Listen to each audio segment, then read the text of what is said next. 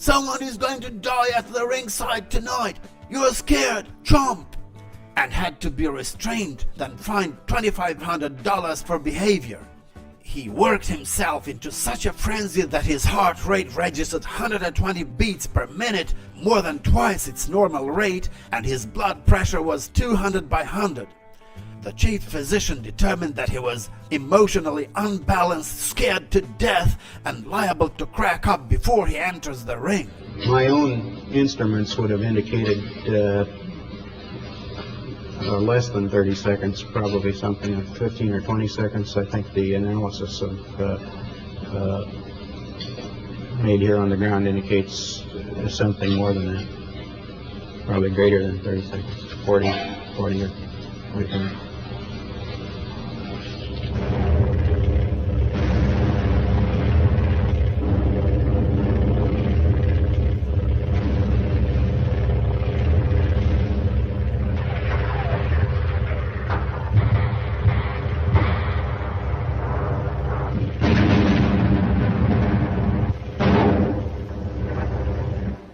I was strolling on the moon one day in a merry, merry month of December.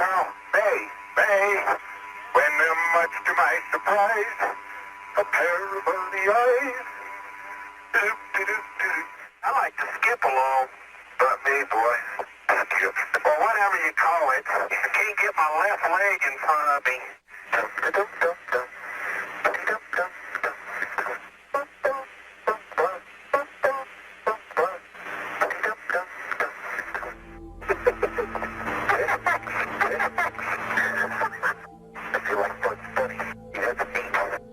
Now, folks, what I done, I took a number of old photos from our house down to bring back memories with my brother. I showed him, "Oh, you are, brother, here's the photo of you on the rear gun." And I said to him, I said, "Tell me, brother, when you was on these destroyers," I said, "during the war, you had planes come in trying to bomb you, you had submarines trying to torpedo you. I said, tell me, was you ever afraid?"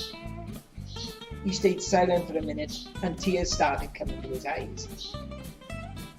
He said, "Let me tell you this, brother.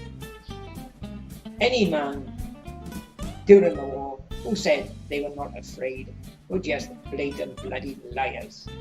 We was all afraid," he said. "Every one of us." He mentioned times as a destroyer, they would pull alongside maybe cargo ships that had been torpedoed, and they were coming to pick up survivors. And he said, "You should see it," he said. "One day we pulled up alongside this freighter." He said it'd been hit. It was going down slowly.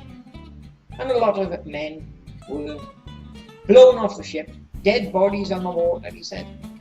And among them dead bodies, a lot of live sailors who jumped ship. He said what we was doing, we was throwing lines over to the other ship. We was throwing ropes into the sea, grab hold of that, and pulling these survivors up. But he said you should have seen it. He said a big wave come, moved the ship, and crashed it against the sinking container ship. And he said, "I can hear it today," he said. "Not just the screams of the men getting crushed to death," he said, "but the sound of their bones crushing up."